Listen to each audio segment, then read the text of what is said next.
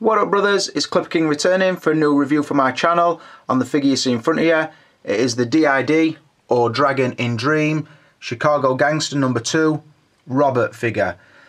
I will say, and most of you guys will already know, that it is the unlicensed version of Robert DeNiro in the role of a young Vito Corleone from The Godfather Part 2. One of my favourite films, and a figure that when I saw the first prototype shots I was totally buzzing about. That opinion did flip-flop a little bit, but I'll explain that, and I will explain how I came by the figure. Right, so I think I'll start off by saying a massive thank you and tell you how I came by this figure. So basically, I'm sat at home and I'm on Facebook. You know the Facebook groups I'm in. Round about the time I just reviewed the Titanfall figure from Wyman that he kindly lent me. Now, I do get offers of figures quite regular, and I've always said, and I can't understate how much I buzz by the offer of figures. Sometimes I take the people up on the offers because it's something I really want to see. Sometimes I pass it by because I think, well, I've got to get it, I've got to unpackage it, I've got to review it, then I've got to pay to send it back. I don't think the review will do that well, so sometimes I do it, sometimes I don't. But basically, I got a Facebook message by a friend of mine on Facebook, and I hope I don't terminate his name, but I will try to pronounce it, and it's Muis Temujin Idris. Gets in touch with me. Now, obviously, it's a foreign sounding name. Sends me a message, just basically shooting breeze, like I do with a lot of people on Facebook, as they will know. Basically comes around to ask me, do I want the Chicago Gangster figure? And I'm basically, the way he worded it, I'm thinking, well, I would like to review it. I were going to order it, but then I saw the release shots and I thought it's not as good as I thought. And then I saw some reviews and some were saying one head were better than the other, and I kind of disagreed. And I put it off, and I thought, well, there's other things that I want to get first, but it is a figure I'm interested in because of the source material. So obviously when he offered me the figure, I'm thinking, yeah, I will review. So obviously I checked his Facebook site, and it's like from London. So I thought, well, he's local, so it's not going to cost me a fortune to send it back. So I'm like, oh yeah, I appreciate that. I would like to review that figure. I'll get it reviewed as soon as possible. I'll send it straight back to you. I'll shout you out in the review, do a massive thank you to you. And he's like, no, you don't understand me right. I want to send you it. And I'm like, what do you mean? I've established you want to send it me, but what do you mean? I want you to have the figure. I've basically got two. I pre-ordered one. I bought one on release. My pre-order has now come in. I've got two and I don't need both, and I want you to have one. And I'm like, whoa, hold on a minute. You've got a spare figure, then I'll make you an offer and I'll buy it off you. He's like, no, I don't want you to. I want to send it you. I want to know your thoughts in a review. If you like it, it's yours. If you don't like it, you can sell it. And I'm like, wow, what's he... What a nice thing to do, basically. But like I say, I'm always a little bit, not suspicious, but I'm always like, feel undeserving of it, I suppose. And it's, I've explained it before, and I don't want to have to keep sort of explaining it. I always feel a little bit of a charity case, so to speak. But like I said, we went on, had a good conversation. He basically pointed me that the direction of this figure anyway, so it would be nice if you also had it. So right, I'll tell you what I'll do. If you send it me across, I'll review it. If I like it, I will keep it, and thank you for the offer. If I don't and I sell it, then I'll PayPal you the money, because it's your figure. So if there's going to be some money to be made, then it is going to be your money. So he says, yeah, that sounds fine, I'll send it to you. So anyway, he takes me address and puts in the post, sends me a tracker number, and I basically put it out of mind, so to speak. I'm plodding on doing some other reviews, put it out of my mind. Anyway, I checked a couple of days later, I checked the tracker number, realised he's not even from London, he's sending it from halfway around globe, from Brunei, a place called Brunei. I hope I'm pronouncing that correctly, which I now understand is somewhere near Singapore. I had no idea. He was sending it from other side of the world, free of charge posting, and basically giving me the figure, and I'm like, wow, thank you. So the least I can do is say a massive thank you to him. And like I said, I hope I haven't terminated your name, but I'm sure it's pronounced Muis, and it's M-U-I-Z, Temujin, and that's Temujin, Temujin Idris, Idris. I'm sure you're friends with me on the Facebook group because he is in the same group as I am. So a massive shout out, thank you to him for it, because it is a really, really nice figure. I will also say, and I no need to tell you this, I will still review it honestly. I will tell you the massive plus points, the minus points on it, and I'll tell you my thoughts on the figure in general. So I'll show you again and then we'll roll on to the source material. Right, let's roll on to the review and we'll start off where we always start, on source material. Anybody who knows me knows I'm a massive fan of the gangsters films, so I'm talking Goodfellas, Godfather, Scarface, Casino, big name films like that, and then lesser known ones such as Carlito's Way, Donnie Brasco, and so on and so forth. Just a massive fan of the genre, the actors that are normally in them, and the portrayals, and even the source material behind the movies. So I will go to YouTube and I'll look at who is this person based on, how is this linked to real life, and so on and so forth, and try and find that out. I find it really, really interesting. The organised crime side, but also the strong family values. Something really strikes a chord with me with this genre. Anybody who doesn't know, and I would think most do, we're introduced to Vito Corleone in The Godfather.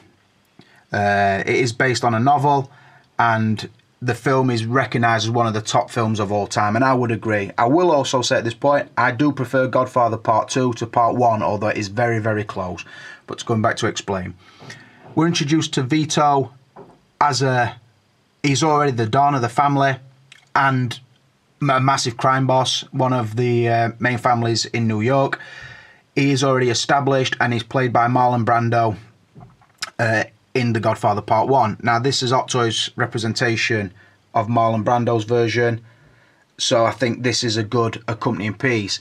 Now, in the first part, we're introduced to Marlon Brando's sons, in particular Michael, played by Al Pacino, plays a really good role, and The Godfather Part 1 pretty much shows the fall of Vito and the rise of Michael to sort of head of family. Even though he's not his oldest son, he sort of, at the end of that film, he's leading the family. In Part 2, what they cleverly did, they didn't just do it all over again. They told the story further, they went deeper, and this is what I really like about it. So the story's entwined between, you see Michael rise and rise and rise to power, but you're also seeing intercut scenes of Vito from being a child and sort of his family run out of his homeland and then becoming an American immigrant. And then it shows him as a young hustler, up through ranks, to the point where he then becomes his top man in his neighbourhood, which then obviously leads you back to where Part 1 were. It's really cleverly done. I will say Robert DeNiro is my favourite actor, so again, we'll score really strongly on source material, and he actually plays this part completely in Italian.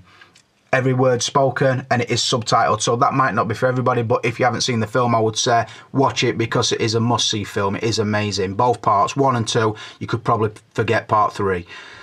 So, this is DID's, I don't know, offering, I suppose, on this figure, and I do really like what they've given us. I think it does accompany my gangster shelf really well, but like I say, just on the source material, I am going to score it a 5 out of 5. I've got to. I just love the film so much. I wouldn't be being true to myself. A lot of you guys might not know it. I think the older guys definitely will. But yeah, like I say, for the character, the actor, the film and everything, I would have to go a really strong 5 out of 5. Right, rolling on to the packaging, and I'll try and do this quickly. As you see, we have the title at the front and the bottom. So like I said, we've got Robert, the Chicago Gangster #2. The first one was a representation of Johnny Depp as John Dillinger from Public Enemies. I had that figure and that was a really nice figure, but also suffered a little bit the same as this suffers from, but that will become clear. It is made by the company DID, or like it says there, Dragon in Dream. Quite a nice picture on the front, although a little bit misleading, and by that it sort of shows that you're getting 2 complete figures. That's not the case, but again, that will become clearer during the review. Down one spine of the box, we get this nice shot of him, sort of the older looking figure, so suited up with the mustached head. And down the other spine, we see him with a younger sculpt, wearing the cap and the shirt with the bracers and the pistol in hand. So again, quite nice artwork. It is always the figure. There's no movie shots because it is unlicensed. And then on the back, again, quite misleading because it shows you the figure sat stroking a Doberman, which doesn't come, in a chair, which doesn't come, with a table and lamp, which also doesn't come with it. So the box is kind of false advertising, and that would be a little niggly nitpick with it. But I will show you one thing I do like about the box. The box does have the same idea as the original version, and also the Gangster's Kingdom figures are now using. So it's a magnet side on both sides of the box, so the front will just come away. You can turn it round and you would have this sort of backdrop inside, and it is the street scene with the parade going on. So really nice touch. The inlay slip again is the older version of the figure, this time with his jacket off, so he's just wearing the waistcoat and trousers with a pistol at arm's length. Another good shot. And I will say as well, this is one of the prototype shots. This is one of the photos that actually got me really buzzing, because when I saw that on the original shots, I thought, I'm getting that day one release. What happened is it got released sort of on sly. I missed it, but then I saw videos of people receiving them. I thought that head is nowhere near as good as the early shots were. So again, a little bit misleading again with the box. And then just to show you inside the box, I haven't even emptied it yet. It is all foam and it does have 2 layers, so really functional. To sum up the packaging, I'm going to tell you I'm going to mark it down for a reason. I don't think I've ever marked a package down before. I would normally consider the quality. This is good quality. The functionality, this is really good. And the artwork, again, this is really good. The thing I'm marking it down for is because it is a little bit misleading. If you were to see this in a store and you saw it on a shelf, you're looking at the packaging and we are opening the box, you think, oh, I'm getting all this. I'm getting 2 complete figures. I'm getting the chair, I'm getting the lamp, I'm getting blah, blah, blah. Until you read it and realise you're not getting all those things, you don't know what you're getting inside. So the box is a little bit misleading, but everything else, it ticks all the boxes. So I am going to give it a 4 out of 5 for packaging. Right, let's move on to the likeness. And I will start off by saying that this set does bring 2 portraits. And I will also say that from the prototype shots, I were buzzing about both head sculpts. I thought they'd captured the age difference really well. So you could have gone from various key scenes in the film, and also you got a sort of out-and-out Robert De Niro for your gangsters shelf, which is what I've been waiting for, basically. A lot of people always say we want a De Niro from Taxi Driver. I always slightly disagree with that, because I don't think Taxi Driver is as good a film as some of the other films that he's been in. So I would have always preferred a Goodfellas, a Casino, Godfather, probably even Raging Bull. I think I would prefer over Taxi Driver. I don't think Taxi Driver is that good a film, but I would probably submit and say it is probably De Niro at his most iconic. I will also tell you, on the prototypes, I did slightly prefer this head, which is the sort of older gentleman's head, than this head, which I'm calling the street hustler head. But I will say, as soon as I opened the box, in fact, I will say, when I started watching people's reviews of these, everybody else seemed to say they preferred the older head sculpt. In their reviews, I preferred this head sculpt, and out the box, I prefer this head sculpt. It is from the scene that I would want to display him in, which I'll probably show you that pose later in the review. But I do definitely think that this head is closer to De Niro at this age. I'm not going to say this is a bad one, but this is... I'll say it like this. It looks more like a young Marlon Brando as Vito than a young Robert De Niro as Vito, if that makes sense. So it is good and it will fit with your older Godfather figure. But for me, this is the one that is closest to a accurate De Niro. So, how close would I rate it? This one, I would be happy. In fact, before I'm going to even start talking about scores, let's just have a look and see how good it is, because not many figures compare to Hot Toys for a lot of reasons, and it's mainly paintwork, and I would say that is probably the case here. The sculpt is good, not 100%, the paint is good, but not quite as good as Hot Toys would be, and that's same on both sculpts. And I will say on this one as well, I have darkened his hair, his eyebrows and his tash, because they're a little bit too light out of the box. So I just thought I'd better mention that. I think both are good from certain angles, but weak from certain angles. This one, if it had only come with this head, I would have probably given it A generous 3, I think. Like I said, from certain angles you can make it look like it, certain angles it don't look like it at all. So like I said, I would have given it a generous 3. On the strength of this one, I would give it a 4. So to combine and say, like normally I would go with a stronger head because you'd say, well, that is the better head, so that's what I'm going to put on it. But I'm going to take into account both. So I am actually going to give it a 3.5 on the likeness and say, I think that's the first half measure I've ever given a figure. But that's what I want to do because I think on this one it is the fairest, because I don't want to tell you that both heads are awesome. I say it like this, I think that that one is about 90%, 85-90%. That one is around about 70% DeNiro. Now I will also say on this sculpt, I wish that they would have painted his eyes off to the side like this shot.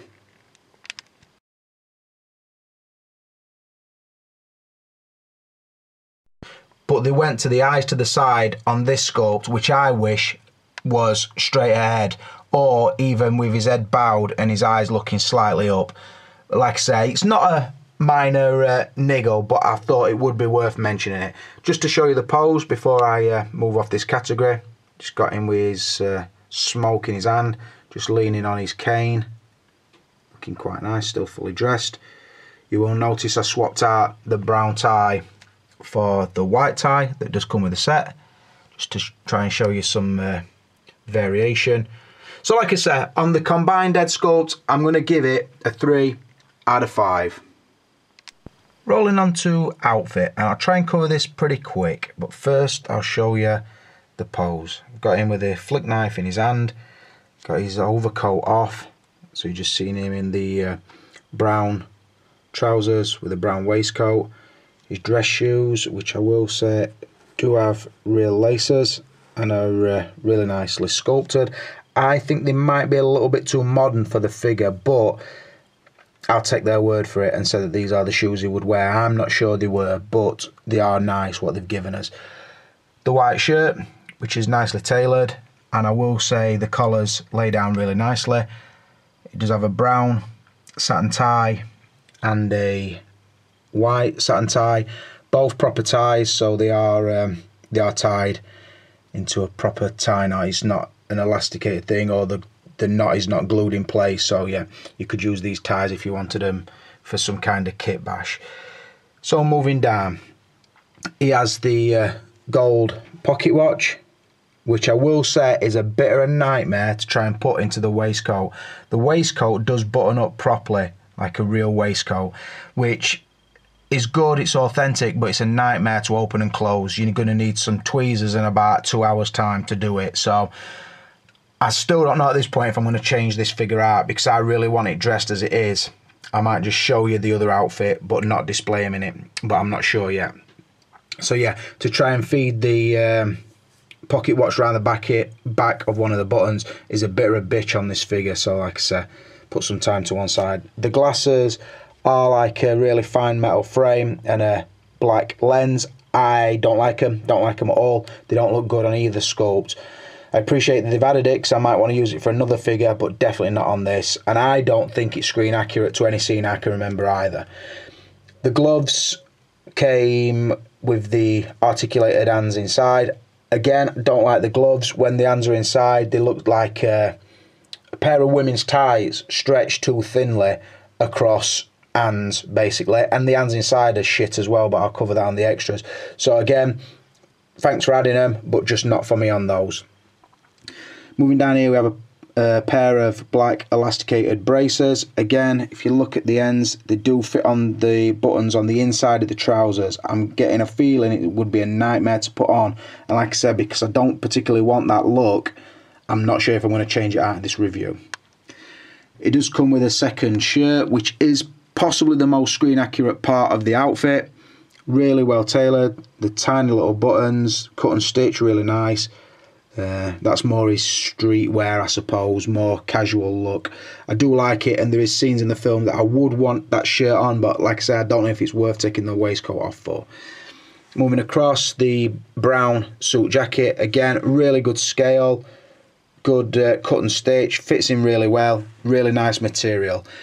Probably not going to lie to you and say it's as good as the Damn Toys Gangster's Kingdom wardrobe that we've had, but it is good, and at this price point I really do like it.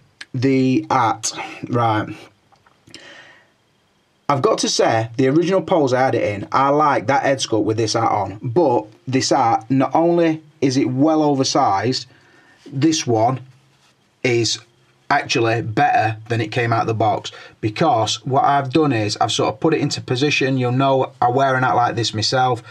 I've put it into a position, and then the rim of it, which is loose out of the box, so like the rim where I'm stroking now with my thumb, is actually separate to where the top sections hang down. But I've actually glued all that in place, nipped it all together to take some of the size out of the art. So like glued the outer part of the rim and then stuck it down like that, put a bend in the peak, and then I sort of put it on and off to a jaunty angle. It's still oversized, but if you look at a scene from the film, the hat that he wore were a little bit oversized as well.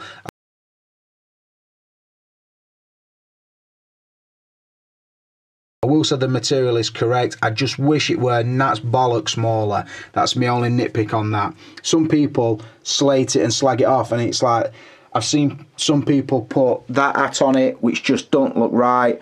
That hat don't fit it right either. So it's either this hat or nothing. But what you would need to do is either turn it inside out and put some extra stitches in to bring the bring the size in a bit, or try and do what I did, which is glue the outer part of the rim and sort of then tuck the art around the rim, which pulls it in a little bit. Like I say, I don't mind it, but I know others will say it's cartoonishly oversized. So I do like the outfit. I think it is really good quality, particularly for this price point.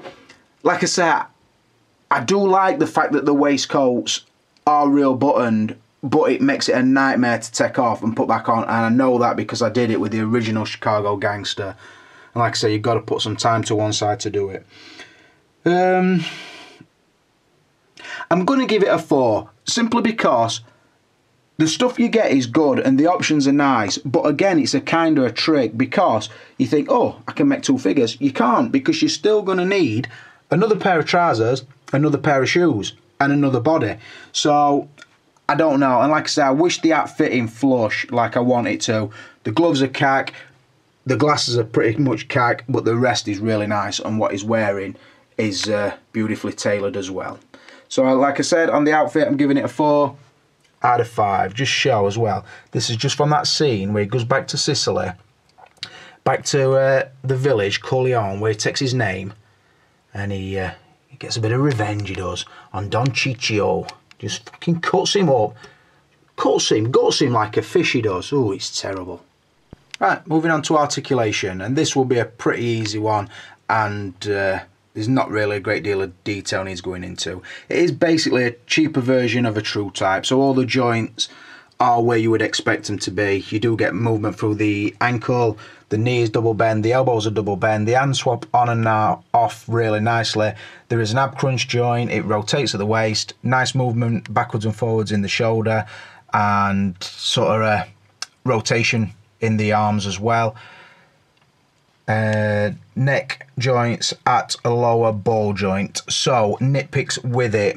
Firstly, if I were to pull that off, which comes off easy, as you see, the casing to the neck section broke when I was trying to take it out of this head to put on this one. But I also realised that it's actually a blessing in disguise, and by that I mean when the ball joint is fixed like that and you push it right down onto the ball joint inside, the head actually sits a little bit too low. I saw something on Sideshow Freaks where a guy had modified one, and he said he actually lengthened the neck peg. I agreed, his picture did look really good, because like I said, when it is pushed into place, I don't know if it's because of the jacket or the size of the collar, it looked a little bit scrunched up as regards to his neck looking a little bit small. This one, when I put on, because I don't take that out now, it's just a case of sort of pushing it into the collar, sorry, quite a natural position, and it will sit better. Obviously I've just done that one-handed. When it's posed, you've not known all the way through the review that the neck's not pushed in correctly. So that is the situation. The casing did break. Just a bit of glue and that'll be back, that'll be okay. Just obviously a little bit of brickle at first and it snapped off. Do that. Another thing I don't like about it body wise, the articulated hands. I've used articulated hands before and I've always kind of liked them. They never look natural, but they always kind of work. These two are total and utter dog shit. Watch, you try and get it tight so the blade will go in his hand, and as quick as you take your finger off, it's pretty much opening its end back up. Total dog shit them. Leave them in gloves and leave them in box. These hands are pretty much these sort of generic hands that you get. So relaxed ones, which is on. Get this one, which is probably for holding things. A lot of the stuff he gets don't fit into his hand. And then the gun holding, again, doesn't really hold the gun that well. They're pretty much like, you know, the cheap iMini hands. They're like them. And another thing I don't like about it is you can see the seams in the paint. Shit compared to Hot Toys, absolute fucking dogger.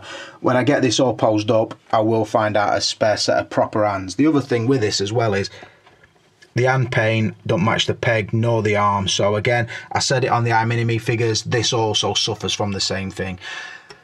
So yeah, the articulation wise it moves nicely, but there is niggles with it. So what am I going to do?